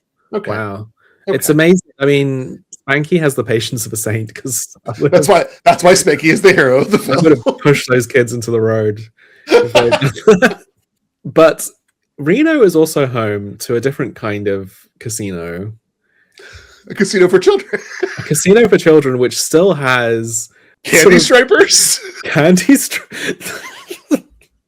There's a completely, definitely underage teen girl, same age as like Corey, dressed in like a sparkly Zatanna style dance costume, as walking around with like usherettes candy in like a secret speakeasy casino for kids filled with arcade machines. And the thing is, as mad as this is like more of the film I think could have been fun if you'd taken that world, taken Lucas and made this like much more of a like spoof of casino movies and that kind of stuff. It's just about video games. I think it could have worked in a kind of Bugsy Malone sort of way. Yeah. But I totally agree. It was still weird that someone put a girl in that costume. And I did not like that. There's a lot of weird gender stuff in this with girls that is about to come up. But we need to go to the mountain, Hamish. The best scene in the film, Haley calling the gameplay counseling center and then us doing a montage of him getting all these tips on these games. Yeah. We see a lot of games I didn't know were like in the film. We get, we've Mario Brothers 2 and Mario Brothers 3. I never saw Mario Brothers 1, weirdly. Nope, me neither. I heard sound effects from it, but never saw it. Yes. But I guess like at the time that was like the old one. So gotta show the new ones. But we do see some Mega Man, we see some Teenage Turtles, we see Metroid, Contra, Ninja Gaiden, lots of racing games. One that looks very advanced. But F1 Racer, that was not a Nintendo game. That was the cabinet version of it. You could get it for Nintendo. It looked a lot different. Yeah. They discuss Simon's Quest. Yep. Which that's a Castlevania game, right? The second one. Yeah. Mm-hmm.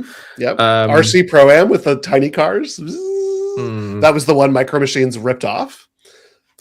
And yeah, you get some bored looking Nintendo employees. This is a whole world that I remember of like video game tip things. It's one of these elements that you might literally have to like explain. I didn't do a deep dive. We don't have time, but I can give a high level overview. There was tip lines available where someone would literally open a binder and they would read game facts to you before that was even an existing thing. Mm-hmm. Did you ever call one of these tip lines Hamish Steele? We must have. We used to buy a lot of Nintendo magazines. Me too. And lots of like these numbers. I wouldn't have, but I'm sure my brothers did on one of our behalves. But yeah, it was always there was always things like this, and there was like Club Mario, which was the sort of game to people. That was always like, that seems like my dream job. But then you see it at the call center. It's terrible. So I desperately wanted to many, many times, but my mother said the whole point of video games is for you to learn logic building, and she was correct. Until her ass put in Legend of Zelda: Link to the Past, and she could not figure out how to get to the Ice Temple in the Dark World, and she was like, we have to call them. Wow. I have a very different relationship with my parents and video games. I once handed my mum a Game Boy for like a split second in the car. By the time I got the Game Boy back, all my files in Donkey Kong Land had been deleted. And I, to this day, do not know how she did that. Incredible. And I remember once we made her play the like NES Mario, and she just walked into the first Goomba, and we were all like, how could you not know to jump on it? Which is like, why would you think to? Why would you? She definitely seems like, I was just going to say hello. Like, why would I start with violence? Wow, it would take 20 years, but Animal Crossing was coming for your mom. I know. Yeah. This is like, I'm sure the part of the film where all the kids watching in 1990 were like, whoa, games, that looks cool. And at the Nintendo helpline, the Nintendo Gameplay Counseling Center, as you've written, they've all got TVs on their desks playing games that they're not controlling. They're just, I don't know. Seems like an ideal way to work, is just having like, I don't know, VHS recordings of video games playing while you're looking something up in a giant binder. Yeah, all the sound effects from Contra just like in your ear. That all being said, the last part of the montage where the guy just has thousands of binders open, like it's Giles in the library. Like I was like, this is endearing. I love this. It's so stupid. It's funny because it's like making fun of something that was a thing, and rightfully making fun of it. I do wonder, like I said, that this might have been the most Nintendo approved segment, perhaps. Right. Just because it's when the Nintendo logo appears quite a lot, and things like that. is very cooperative in being like, I met these kids, and then Lucas is there for some reason and being like, they're going to LA. It's whatever. Yeah. This was when I was confused what Lucas is up to. I guess he just lives there. I always assumed he was drifting across America as well, looking for challenges. Just like a Haley, like, yeah. Yeah. There's a whole network of just drifting kids in this movie.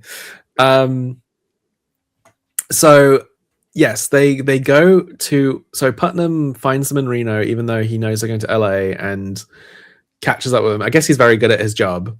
Yeah. And we already played the clip. This sucks so much. I was actually happy to see Robert Ebert call it like a slimy scene, because I was one of those moments where like, well, movies really this different? And the thing is, there's some kind of humor in the idea of, what does a kid do to get an adult caught? Right. You like shout stranger at them or something. She does shout, he touched my breast, which is like, whatever. But then the amount of film dedicated to talking about her breasts is very uncomfortable. Agreed. And literally picking up and kidnapping a small nonverbal child, and no one at the children's casino cared. Where there are armed guards in the children's casino. They should have, but as soon as guards. Yeah, but as soon as she's like, a man molested me, then instantly we're there. That it's 1989. I understand, but I don't know. I hated this part. There's a lot of weird stuff. She talks about her legs earlier on, and then they're always really possessive over her, and it's just like, ugh. It's just ugh. Yeah, it just keeps on coming, because this is then Haley takes them to her home. It's not a palace like she had been talking about. She's obviously been sort of spinning herself up. And this is where they kiss. Corey tries to kiss her. She refuses, and then is like, I'm going to kiss you because I'm a woman. Power. It's terrible. Yeah. I don't know. I mean, I'm gay. And I grew up running away from any discussions about attraction stuff. I just don't understand why so much kids media is about this, because I just don't buy it. But maybe this is the straight experience. I don't know. I think that it's fantastical, but it doesn't, there's nothing earned in these characters for this relationship to develop in any way, shape, or form. And she says, I won't kiss a boy, which is just a very like, whatever. And then Corey's like, would you kiss a girl? And I was like, what?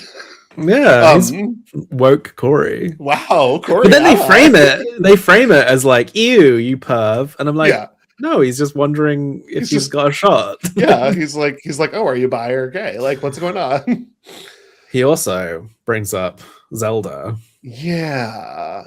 This is just like the Adventures of Link, where Zelda has to find Link. Link is to find Zelda. I was so lost with this metaphor, and I was like, I know these games very well. Yeah, and then she's like, you're sexist for comparing me to Zelda. And okay, fair, true. Whereas nowadays it's a compliment because she has her own game. She's boss bitch now. Like Zelda has kind of ruled since Smash Brothers. You know, the last two Zelda games technically have been Echoes of Wisdom and The Age of Imprisonment, both of which only have Zelda as the lead and feature Link very, very, very minor. Why are they trying to erase Link? Because he doesn't say anything. He's hard to write for. His first words in the upcoming live action movie are going to be California. I wish. Cool. So we what happens next? We meet up with Putnam. Yeah, Putnam has found them at Haley's house and kidnaps. He is actually good at his job. Like, the way he's able to find them is pretty impressive. Yeah, and we actually get to see a little bit of his like NCIS procedural. Like we do watch him like ask people questions. It's kind of, I mean, he's doing a job. It's one of these things in films where like technically he is the good guy. Like, it's how I feel about the hotel people in Home Alone 2, where like, what is their crime? They've identified a child who seems to be missing and scamming, and they like try to find out what's going on, but they're framed as like, what are you going to do with that stolen credit card? Right. The worst people ever. And again, I will say to the actor who's doing Putnam, it's very similar to Tim Curry. He's like, I understand that I am a villain, even though I'm doing everything correctly. Yes. So I'm going to be a villain. And that's great.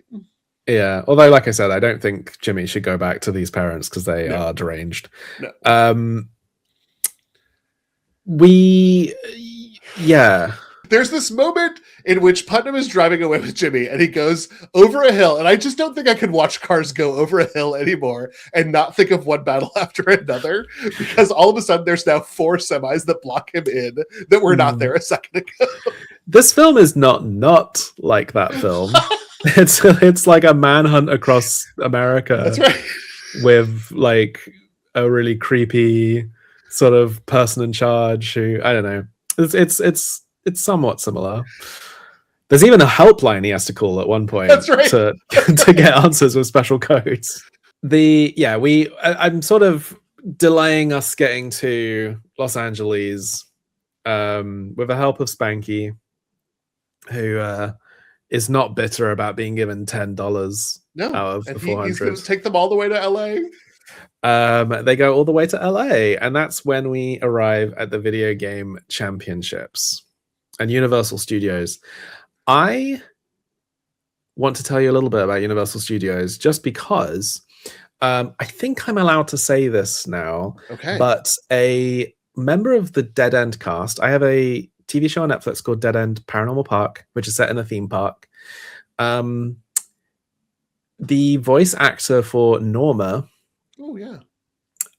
mentioned in her like second recording, Cody Kavitha, she was like, by the way, I do work at Universal Studios, and like Norma is like exactly who I am. Really? And so I got to do a little bit of behind the scenes visiting. Unfortunately, we'd finished making the show at that point, but I have been in the depths. I've been into Universal Studios. I've seen the behind the scenes of the very genuinely good studio tour they do, which this film I would say is almost advertising more than video games. Agreed. At the start I was like, this does not make Universal Studios look fun at all, but then they go on a whole chase through the King Kong ride and it brings me all back. That was pretty awesome. Who the hell is that panda? Okay, I had a lot of questions for who the hell is for all of this. I didn't recognize a lot of things, and then there were things that I was like, well, there goes Woody Woodpecker. Like, this is on the lot. They obviously got people who are doing the tour, but I didn't recognize 3 or 4 folks, but the panda was one of them. We see Dracula, we see Charlie Chaplin, we see Frankenstein, Monster, King Kong. But yeah, there's this one character who looks so like a bootleg Mickey Mouse, but a panda, I think. But he's got like, he's black and white, and he's got like red pants, and I need to look him up. He freaked me out. but I feel like I know all of the cartoons that were part of that world, and that it's not coming to me. I did note that they weren't really in Universal Studios, the theme park. They were in the backlots where they film stuff, and they were in the like town that's used for like the Good Place and anything that is like looks vaguely European in any movie ever. Which I don't know, it delighted me somewhat. Yeah, it's fun to see them there. The like actual championships are being held in what seems to be like a town hall, or like might literally be the town hall from Back to the Future. I don't know. Yeah, we have a little bit of complicated geography too, because it's also below the bottom of the King Kong ride. Whoa, yes, it is. That is, I wasn't even thinking about that, but yeah, they later on when they're like running around the park, and there's so many weird references, not references, but like allusions to Pee-wee's Big Adventure. Yes, because Pee-wee's Big Adventure ends in like a big chase through Warner Brothers Studios, but they also, did you catch the line where they mentioned Pee-wee? Yeah, they said this is where they filmed Mayhem in Monte Carlo starring Pee-wee Herman and Zsa Zsa Gabor, and I thought, do I just not know about this? This is manufactured for this film. I had a second of true elation that I had like discovered something that was going to change my life, and then fury that it didn't exist. And But what a weird line. What a weird line. And it's like throw away. Like I had to reverse and be like, did I hear that correctly? But I guess 1989 Pee-wee is at his height. Zsa Zsa Gabor is at one of her many heights. I think there's two things. Either that's just the writer having fun, or B, on the Universal tour, they do a lot of bits and they do a lot of jokes. Oh, and yeah. every tour guide kind of does their own script and has their own jokes. And I think we, as queer people who think that film sounds great, aren't getting the joke that a film starring Pee-wee and Zsa Zsa Gabor is as the inherently romantic lead wouldn't a ridiculous concept. Whereas Oh my I'm God, like, you're absolutely right. I'm like, that sounds amazing. We're so gay that we don't get this joke. I'm like, sign me up. Yeah, that's my theory. You're 100% right. That is meant to seem like the most ridiculous pairing, but because of who we are, and by the way, if you're watching this video, kind of who you are too, it sounds amazing. It sounds perfect. Let's just get to the video game tournament of it all. Yeah. We get a little bit of it first, but then after the chase sequence, this is where the actual competition between the three finalists happens. And I hope you've got your inflatable pool noodle ready, because everyone in the audience does. Yeah. They look like they're in an NES, which I find quite funny. Everything's gray and there's smoke. I looked up the person on stage. He wasn't super notable, but he's just like a jobbing British actor. He gives off a bit of Rick Mail. He's just sort of running around going like, "Fighters, be ready for games!" And I love that. Until he starts calling them like my dearies. My little beauty. My little manhandles my gorgeous diva. When he touched her hair, I was like, get your fucking mitts off of her. Yeah, he's really weird. He's weird. But I guess we're meant to read him as excited, and I did. He is excited for the video game tournament. Yes. Everything we talked about, the little action scene of them being chased around Universal Studios, again, in a way that's not as fun as it sounds. Like the King Kong bit's fun. The King Kong bit, because you've got the fire going. Yes. That was cool. That was technically really cool. This film has everything I would want in a film. Like, it has kaiju, Mario, it has power gloves. I don't know. But you'd think I would love this. No, this is an example of everything being right in the ingredients for the recipe, but the instructions being wrong. An autistic lead. Like, it's everything I want. Wow. But yeah, so all of that happens in the middle where they Putnam arrives, there's a chase, and as you say, they make it through the King Kong ride, underneath the King Kong ride, which is somehow above where this tournament is happening. Yeah, who knows? It's whatever. They take an elevator down, and then Jimmy is there when they reveal, because they were like, "Where's Jimmy? Where's Jimmy?" Well, I guess he's not going to make it. He's disqualified. That's okay. That's a sports movie thing. I can get into that. Mm-hmm. I can get into that. This is also when I wrote in my notes, "Oh my god, the main character is called James Woods." It just suddenly dawned on me. I think because they were like, "Jimmy, where's Jimmy Woods? Where's Jimmy?" This is a better James Woods, I guess. Is what I have to offer. I mean, that one. Honestly, of the cast, he's one of the least problematic. I also wrote that because when I was talking about this commentator who seemed really creepy, I said, I can't believe the least evil man in this film is called Spanky. Well, he is, and he's perfect. And Spanky, call me. The tournament itself, we meet Lucas again. We meet Tobey Maguire, apparently. We have the final, because they all play on stage for a minute. Then they have the chase. Then they come back for the three finalists, which is true of the actual Nintendo World Championship. And they are given 10 minutes to get as many points, I think. Yes. In Super Mario Brothers 3. Yes. A system that I'm aware of is there because I know the UI of Super Mario Brothers 3 very well, but I could not possibly think about points in a Mario game. I'm going to set myself a challenge. I wanted to do this before the episode.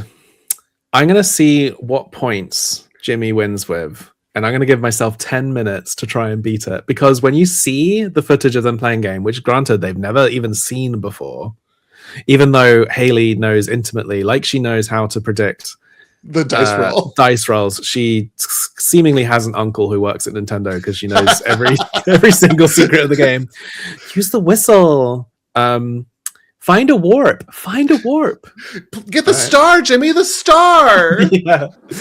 I'm gonna try and beat Jimmy at the Wizard this week when this airs, and I'll tell you how we go.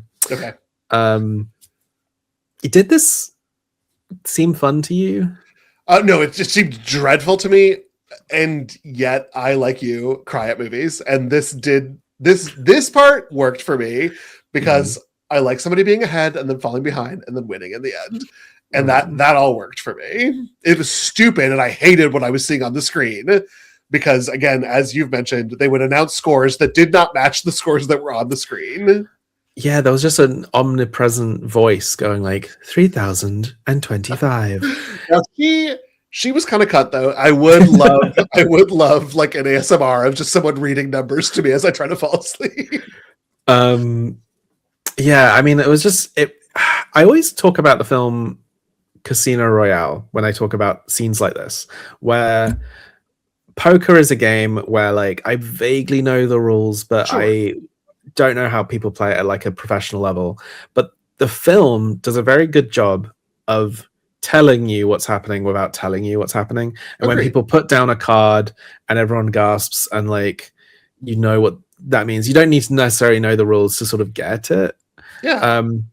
I just kept like my mum watching this and like what does it mean that he's got a whistle? What does it mean that he's flown to a different world? They also keep using the word world and level interchangeably, which angered me. Just break me in half. I can't.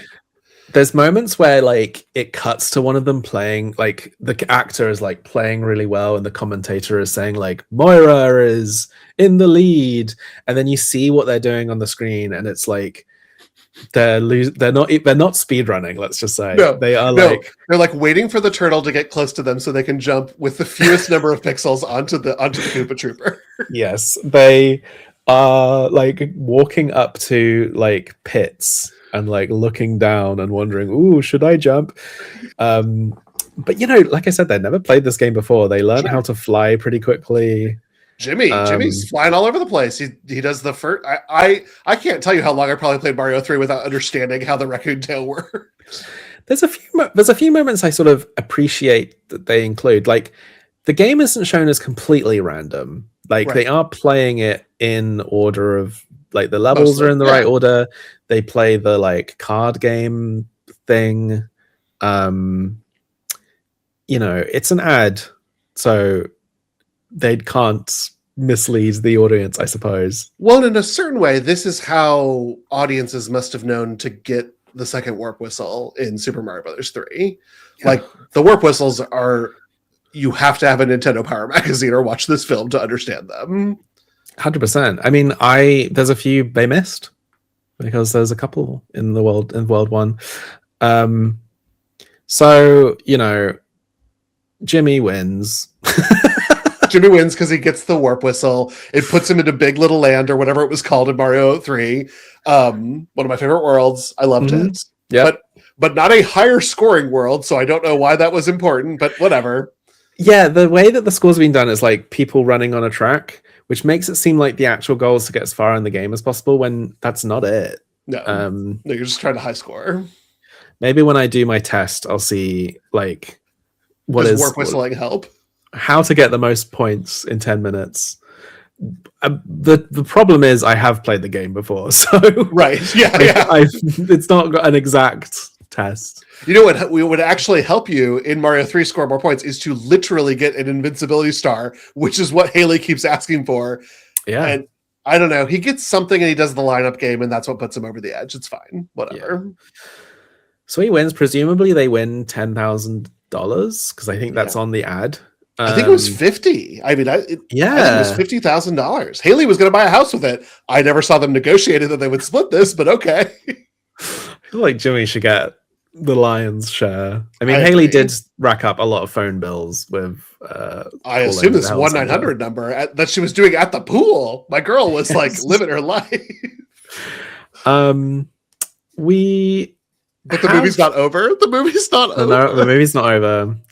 You'd think that would be the end, but in another similarity to Pee-wee's Big Adventure, they go to the Cabazon dinosaurs. Yeah. How would you pronounce Cabazon dinosaurs? Mm-hmm. Yeah.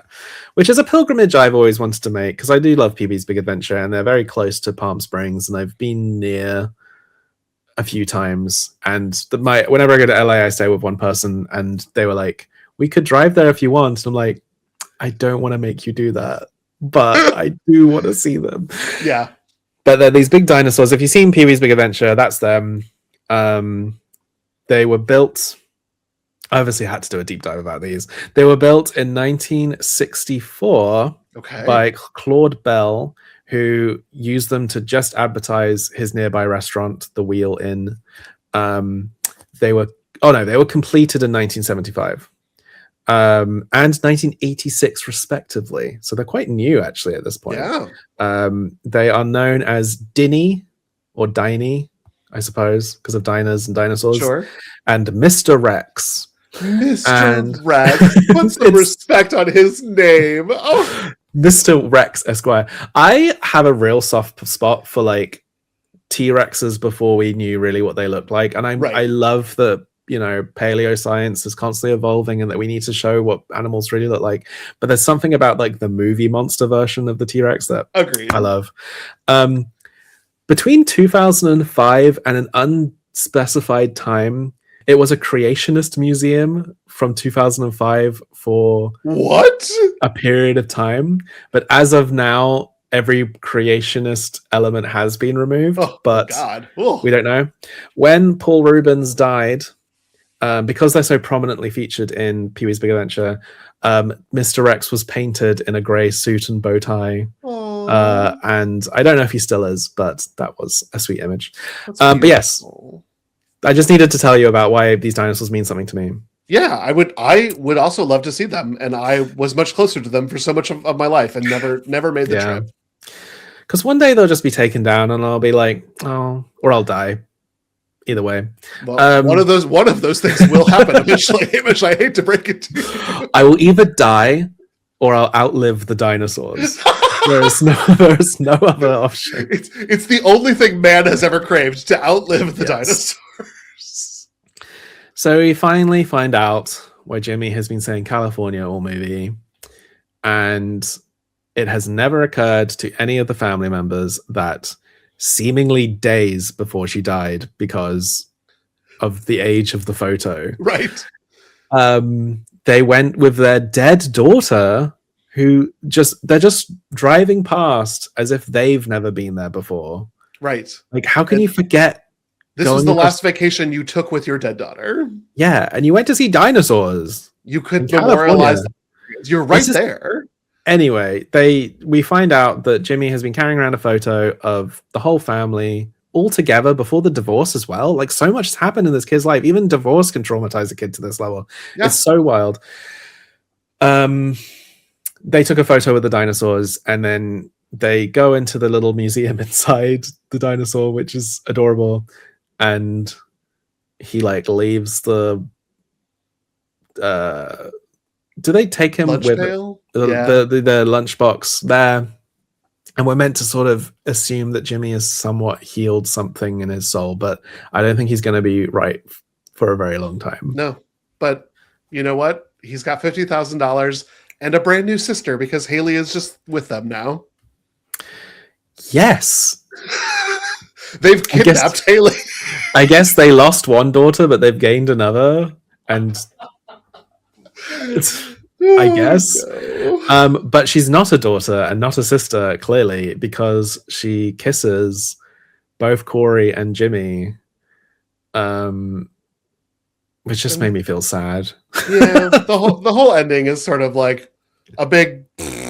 I like the dinosaurs because I like them. Mm-hmm. And it makes me think of Pee-wee's Big Adventure. And yes. I could just watch that. So An hour was cut from the film that was filmed, and all of those deleted scenes are available on the Blu-ray. No, really? Yes. Yeah. Because of this film having like a cult following. Yeah, The okay. fans found it. However, there was a different ending in the script that the director fought. And the ending was originally representing Jimmy healing by kicking the lunchbox into a river. No. Which is deranged.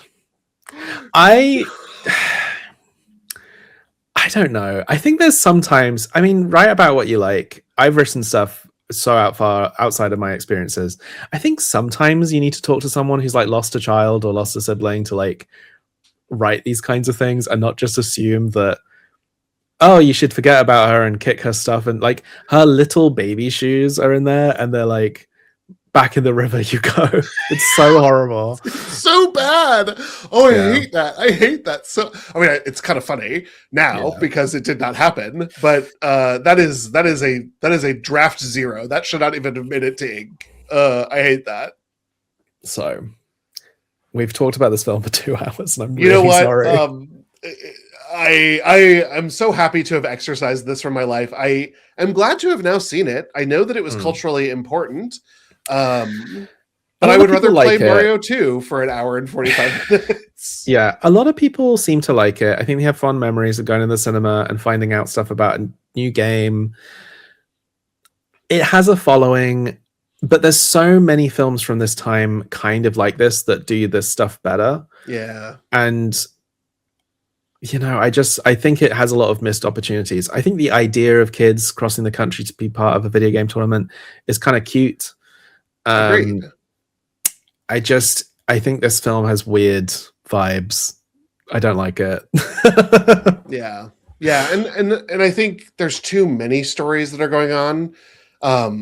Figuring out what's going on with the adults, Beau Bridges and Christian Slater's relationship, which I do think that's interesting. And it's interesting to bond with your dad over getting him into video games. That could be a totally separate movie that I would be kind of into. Yeah. But what we finally got to, this isn't a cult hit for me, but I do love that people love this, and I love representation of gaming on TV. And I think Japan had it. It's our turn now. We get to have it now, and maybe we do it better next time. But maybe we don't. Maybe. We may have missed the opportunity because I think a film like this about modern day esports would just feel weird and not quite right. I think a modern day esports film needs to be about an athlete in a more traditional sport who then picks up esports after a career-ending injury. That is a compelling story that you could use in the world of esport. Is that not the plot of the Need for Speed movie that came out a couple of years ago? That I watched it.